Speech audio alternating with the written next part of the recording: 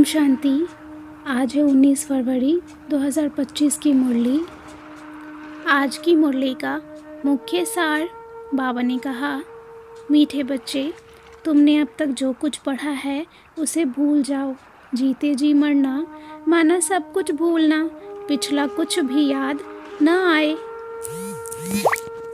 प्रश्न, जो पूरा जीते जी मरे हुए नहीं हैं उनकी निशानी क्या होगी? उत्तर, वह बाप से भी आर्ग्यू करते रहेंगे, शास्त्रों का मिसाल देते रहेंगे। जो पूरा मर गए वह कहेंगे, बाबा जो सुनाते वही सच है, हमने आधा कल्प जो सुना वह झूठ ही था, इसलिए अब उसे मुख पर भी न लाए। बाप ने कहा है, hear no evil, see no evil. आज की मुरली का मुख्य पॉइंट्स बाबा ने कहा, कई बच्चे बहुत शास्त्र आदि पढ़े हुए हैं इसलिए आर्ग्यू करते हैं। समझा जाता है अभी तक पूरा मरा नहीं है। बाप का तो डायरेक्शन है हियर नो इविल, और कुछ सुनो ही नहीं। सबसे बड़ा बात है याद करने की, इसलिए बाप घड़ी घड़ी कहते हैं मन मना भव, इसमें ही विघ्न पड़ते हैं। बाप का बनकर भी अगर कोई अच्छे कर्म नहीं करते, याद में नहीं रहते, तो वह ताकत नहीं मिलती। परंतु कईयों की बुद्धि में यह बातें नहीं बैठती। वास्तव में यह भी बाप का निरादर है। मेरा बनकर मेरा नाम बदनाम मत करो, एक दो से बड़े प्यार से चलो, उल्टा सुल्टा मत बोलो। साक्षात्कार भी नुकसान कारक है, इसमें भी टाइम वेस्ट जाता है।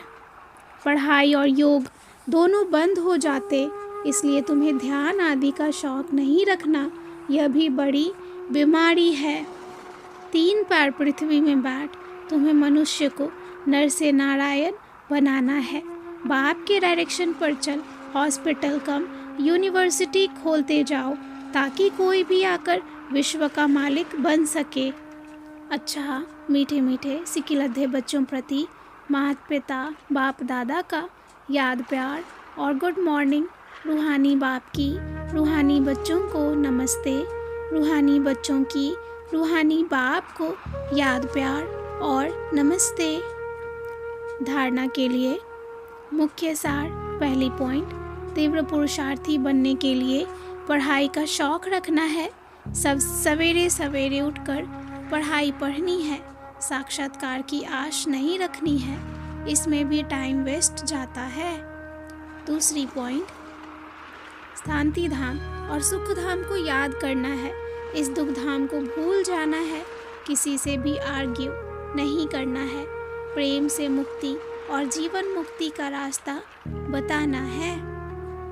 वरदान, सदा सुखों के सागर में लवलीन रहने वाले अंतर्मुखी भव।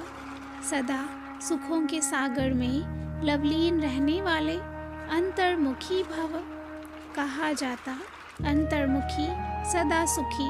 जो बच्चे सदा अंतर्मुखी भव का वरदान प्राप्त कर लेते हैं, वह बाप समान सदा सुख के सागर में लवलीन रहते हैं। सुखदाता के बच्चे स्वयं भी सुखदाता बन जाते हैं, सर्वात्माओं को सुख का ही खजाना बांटते हैं।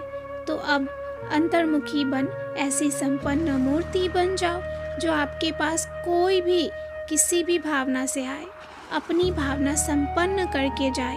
जैसे बाप के खजाने में अप्राप्त कोई वस्तु नहीं, वैसे आप भी बाप समान भरपूर बनो।